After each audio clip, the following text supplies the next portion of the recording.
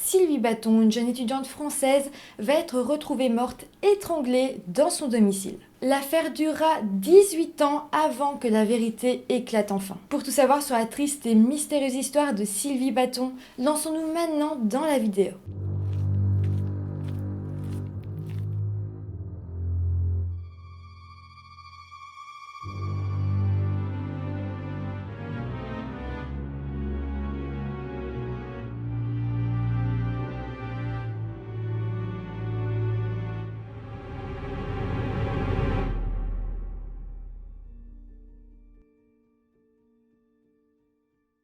Hello tout le monde, j'espère que vous allez bien.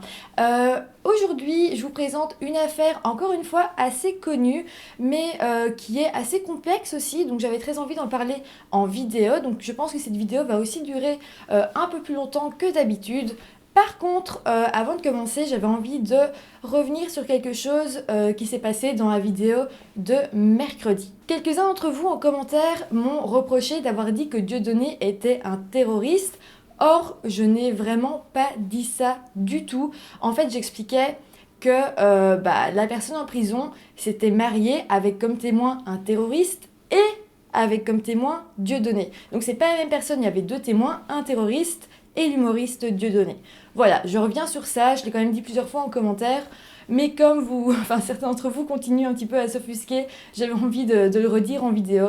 Donc voilà, apaisez vos tensions, je n'ai rien dit de tel. Bon, maintenant que tout ça est dit, je pense qu'on peut se lancer dans la vidéo. Sylvie Baton est une jeune femme de 24 ans vivant dans une vieille bâtisse à Avallon, une petite ville se situant en Bourgogne-Franche-Comté. Elle vit là-bas le week-end car pendant la semaine, elle vit sur le campus de Dijon car elle est étudiante en lettres modernes. En fait, la maison où elle habite à Avallon est une maison où elle ne paye pas de loyer. En fait, on lui loue gratuitement et en échange, elle doit s'occuper du jardin. Elle y vit avec son compagnon qui s'appelle Carlos et avec qui elle est en couple depuis 7 longues années. Donc ils vivent ensemble, mais Carlos n'est pas toujours à la maison et au moment des faits, il était parti au Portugal. En fait, Sylvie, elle n'aimait pas vraiment être seule dans sa maison.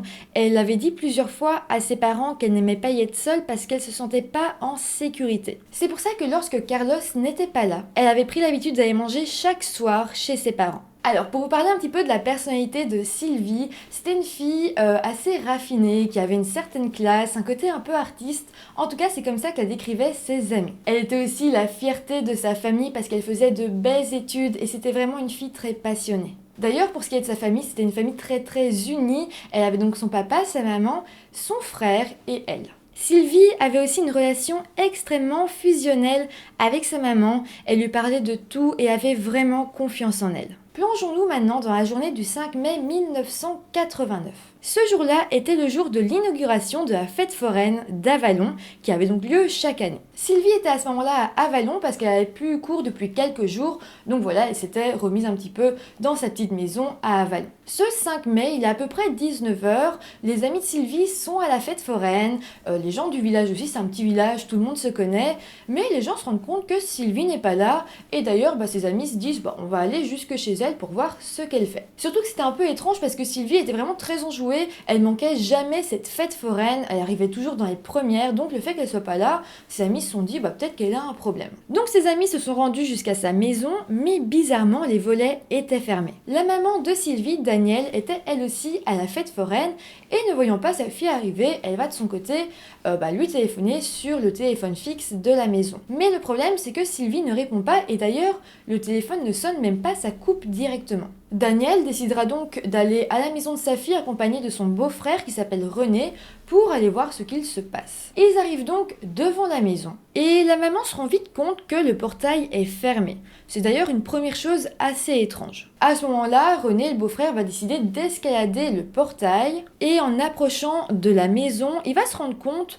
que la porte d'entrée est entrouverte. René va alors crier le nom de Sylvie un peu partout dans la maison, elle ne répond pas, il va dans chaque pièce et puis il va se rendre dans la salle de bain. C'est alors là qu'il va faire la macabre découverte du corps de Sylvie dans la baignoire, totalement immergée dans l'eau. Elle a le visage gonflé, elle est dans un état épouvantable avec beaucoup de griffes et d'hématomes sur tout le corps. Danielle va alors arriver dans la maison, elle va voir le corps de sa fille et accompagnée de René, ils vont sortir Sylvie de l'eau et ils vont la mettre dans le lit. En fait, ils vont la coucher sur un plaid pour la sortir quand même de l'eau où elle était immergée. Après ça, Danielle va sortir dans la rue, elle est effondrée et elle va crier ma gamine et ça va alerter tout le monde et de son côté, René lui va appeler la police. Les policiers arriveront rapidement sur la scène de crime et très rapidement, ils vont sentir une odeur de gaz lacrymogène dans la maison. Ils vont donc aller dans la salle de bain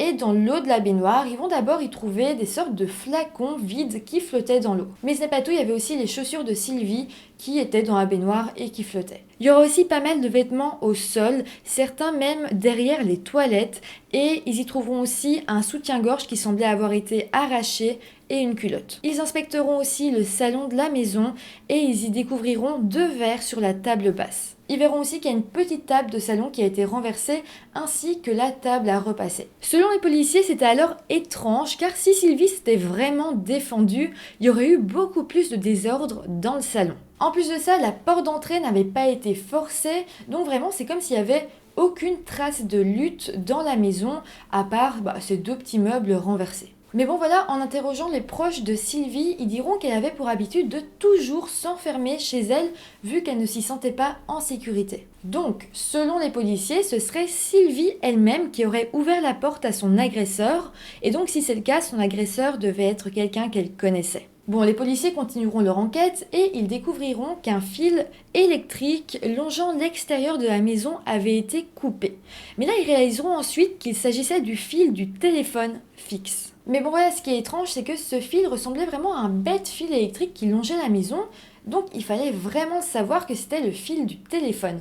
Donc la personne qui s'en est pris à Sylvie savait que à cet endroit-là, il y avait le fil du téléphone fixe. La police scientifique vont faire leur travail et ils vont découvrir des cheveux qui se trouvaient sous le pied de la victime. Le corps de Sylvie sera alors envoyé chez un médecin légiste qui, après autopsie, dira que Sylvie a été tuée dans la nuit du 4 au 5 mai entre 23h et 1h du matin. Le rapport dira aussi que Sylvie avait été attachée aux poignets et aux chevilles et qu'elle avait aussi été agressée sexuellement. Mais elle aurait aussi été battue, étranglée et plongée dans la baignoire où elle se serait noyée. Aussi, des traces de sang et des traces de sperme vont être retrouvées sur le corps de Sylvie, mais comme elle avait été assez longtemps dans l'eau, complètement immergée, on ne savait pas vraiment si ces traces allaient vraiment aider la police, si elles allaient être vraiment très fiables. Mais sinon, très rapidement, la nouvelle va faire le tour de la ville et les gens vont commencer à devenir parano.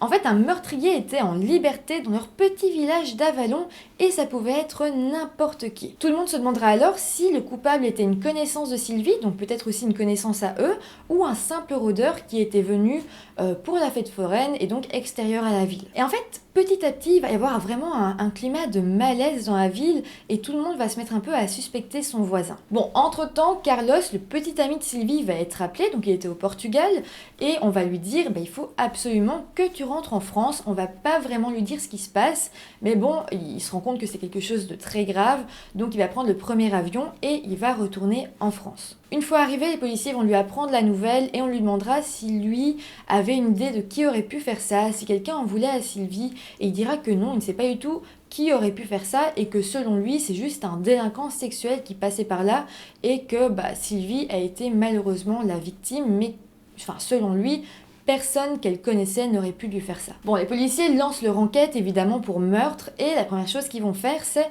essayer de comprendre ce qu'a fait Sylvie le jour de sa mort, donc le 4 mai. On va apprendre que le 4 mai, elle avait passé la journée dans le jardin de sa maison.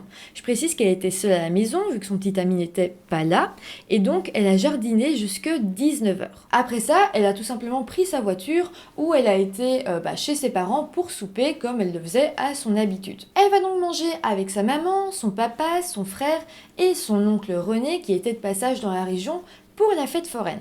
Les heures passent, tout se passe bien, Sylvie est totalement normale et arrivé vers 23h, le père de Sylvie va gentiment la mettre dehors en disant qu'ils sont fatigués.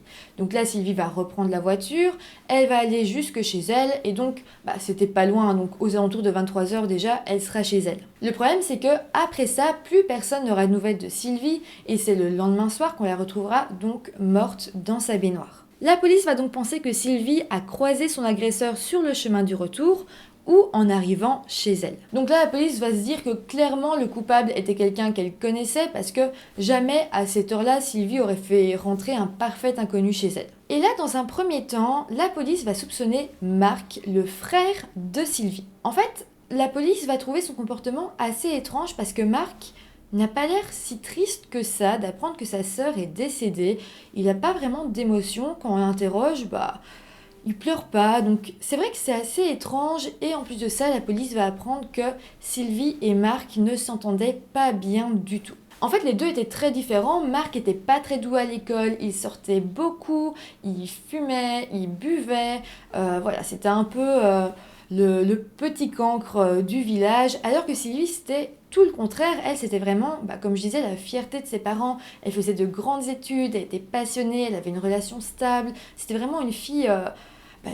une fille qui avait l'air parfaite. Mis à part ça, le 11 mai, l'enterrement de Sylvie aura lieu et les policiers viendront y faire un tour au cas où ils verraient un comportement suspect, et ce sera le cas.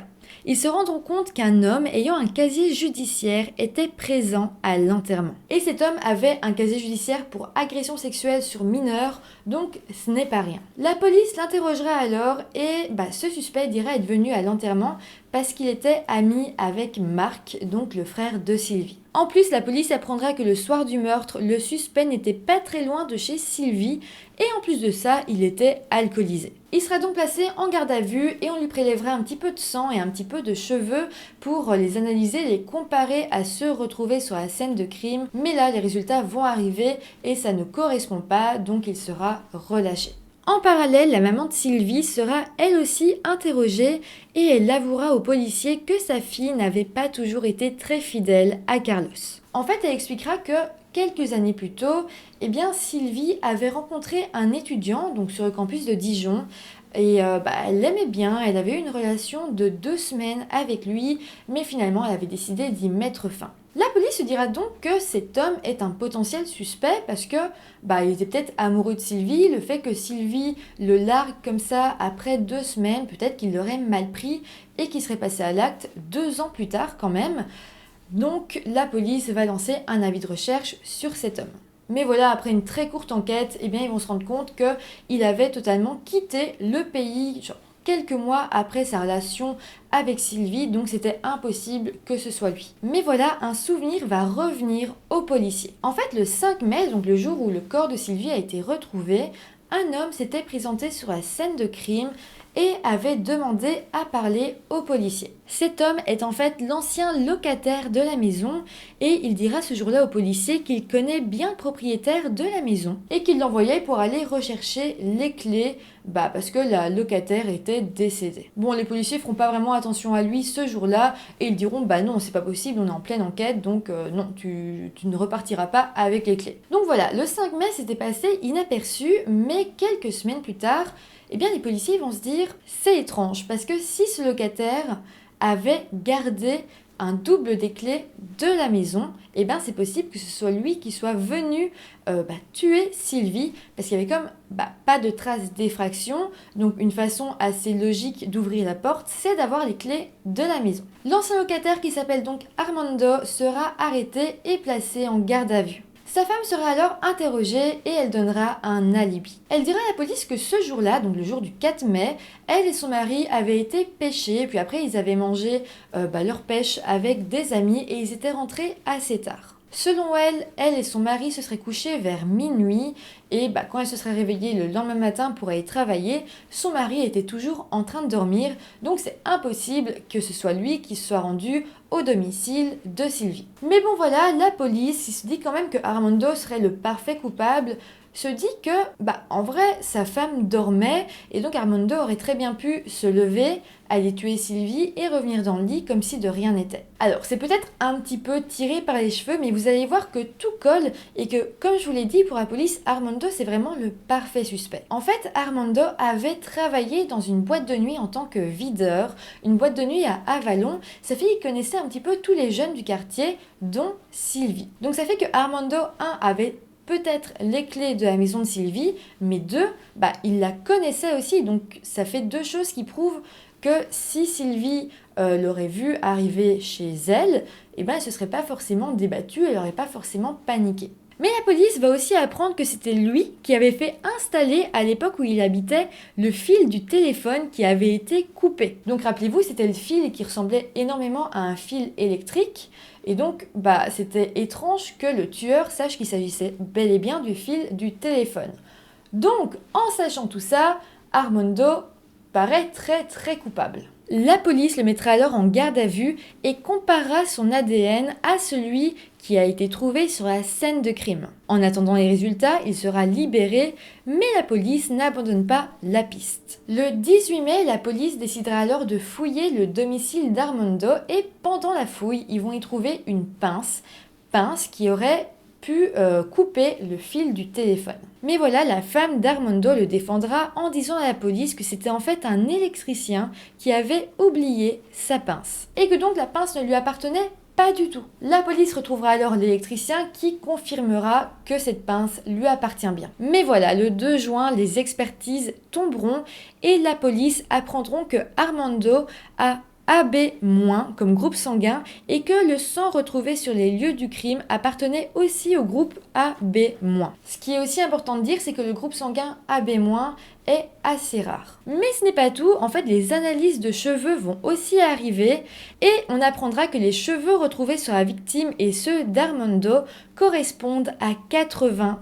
Armando sera alors incarcéré et sa femme sera prévenue, on lui dira c'est sûr, votre mari c'est bel et bien le coupable. Mais Armando et son avocat vont se battre et ils vont demander de nouvelles expertises. Armando de son côté, il jure que ce n'est pas lui, que voilà, peut-être qu'il a le même groupe sanguin, peut-être que ses cheveux correspondent à 80%, mais c'est vraiment pas lui et donc il faut continuer à faire des expertises pour pouvoir montrer que ce n'est pas lui du tout, que tout ça ne lui appartient pas. Mais dans le village, tout le monde croit à la culpabilité de Armando et les gens vont même commencer à s'en prendre à sa famille. Mais voilà, le problème c'est qu'on est dans les années 80, on n'a pas les expertises ADN comme maintenant, donc là c'est des comparaisons, mais c'est pas sûr à 100%, loin de là, donc c'est un peu vite dit de condamner Armando et c'est quand même une faute professionnelle de dire que ça lui appartient, que ses cheveux lui appartiennent, que le sang lui appartient, parce qu'on n'en est pas sûr. Mais bon, pour les habitants de Avalon et pour les policiers, les premiers résultats suffisent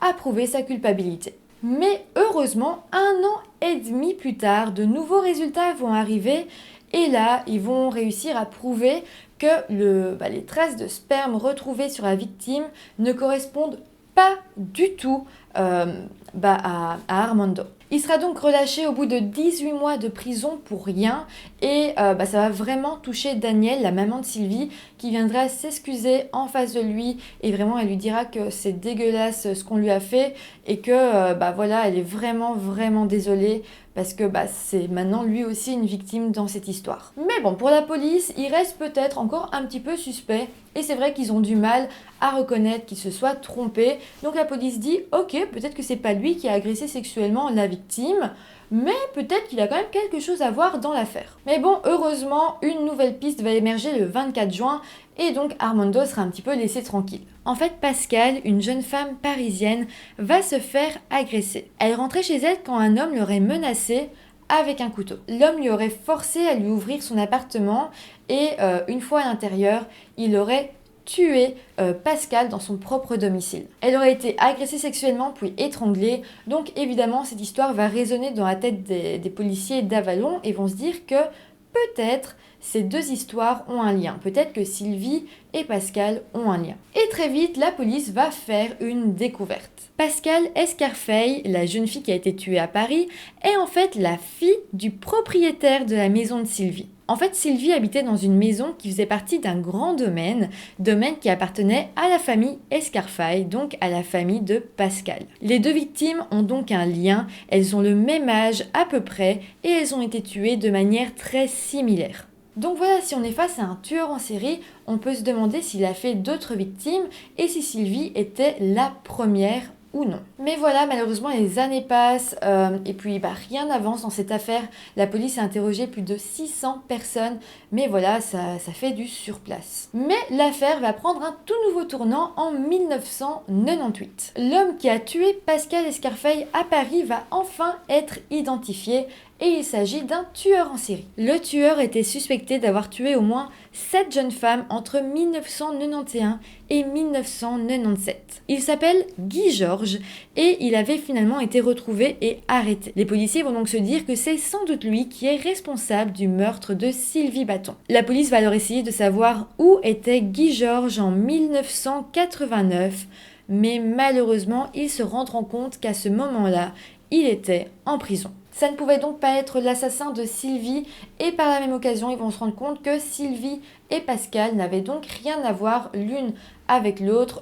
Tout ce qui les liait était en fait des pures coïncidences. Après ça, l'affaire retombera une nouvelle fois dans l'oubli, mais le 4 mai 2003, une femme va se présenter au poste de police. Cette femme va en fait expliquer qu'elle connaissait très bien à l'époque Sylvie et son frère Marc. Elle dira même que le meurtre de Sylvie est en fait une représaille suite à un trafic de drogue qui aurait mal tourné. Elle explique en fait que Sylvie achetait pour 2000 francs d'héroïne et de marijuana à son frère Marc chaque semaine et qu'elle les revendait ensuite à ses amis à Dijon.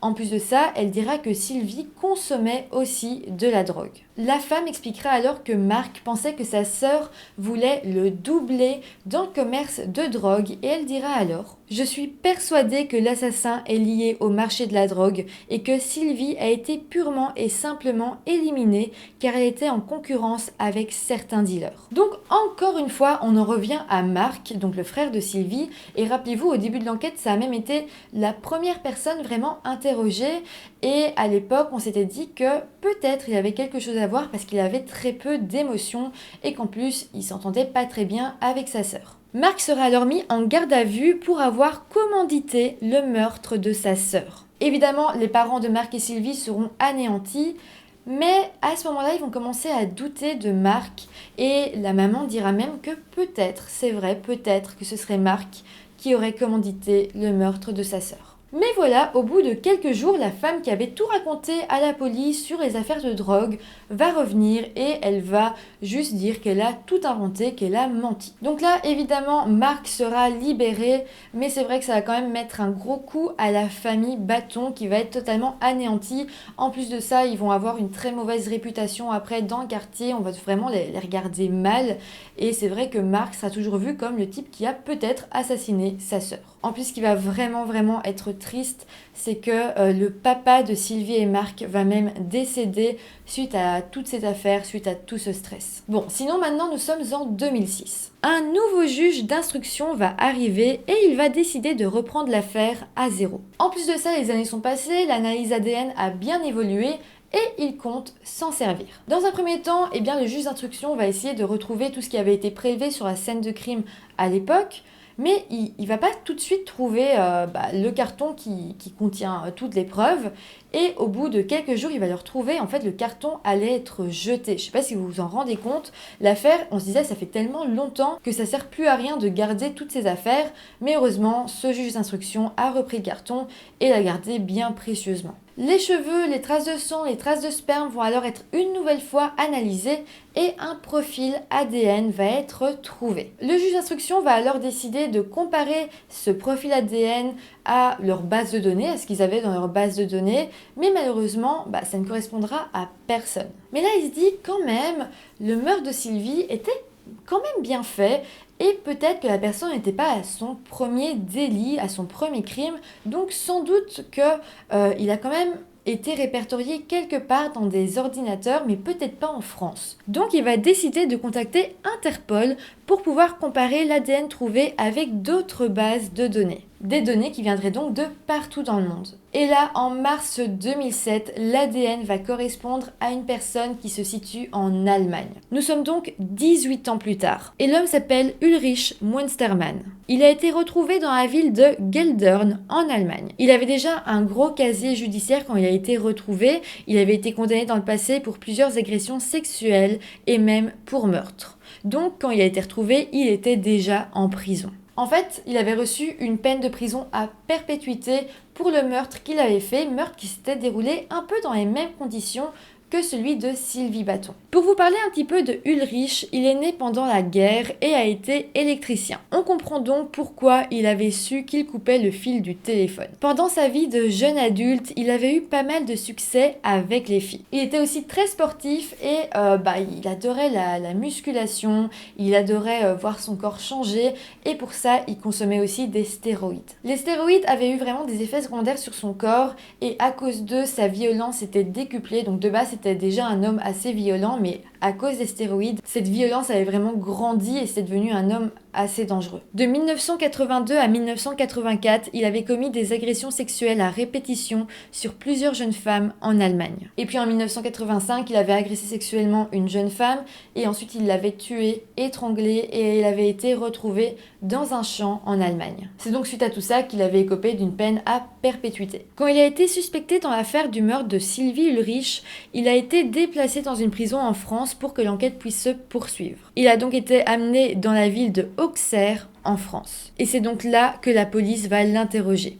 Les policiers trouveront directement l'homme très impressionnant. Il parlait en allemand et dans un premier temps, il dira qu'il ne connaît pas du tout Sylvie Baton, qu'il n'a jamais entendu son nom et qu'en plus, il n'a jamais été en France de sa vie. Après des heures d'entretien, il changera finalement de version et il dira: ok, en fait, j'ai bel et bien déjà rencontré Sylvie Baton. À cette époque, j'étais en France, j'étais à Avallon dans un camping et Sylvie Baton était dans le camping, elle m'avait repéré et puis on avait eu une relation sexuelle ensemble, relation consentie et c'est tout. Donc voilà, là on passe quand même de je n'ai jamais été en France à oui, j'ai eu une relation sexuelle avec cette personne. Par contre, il dira qu'il ne savait pas du tout qu'elle s'appelait Sylvie Baton et que donc si l'ADN match avec lui, c'est parce qu'il avait simplement eu une relation sexuelle avec elle, mais qu'il n'a rien à voir dans son meurtre qui aurait eu lieu quelques heures plus tard. La police va alors se rendre dans ce camping que Ulrich avait cité et ils vont vraiment se rendre compte qu'il y a le camping, la maison de Sylvie et qu'il y a un tout petit chemin qui les relie, donc c'est vraiment juste à côté. En fait, selon la police, le scénario est le suivant.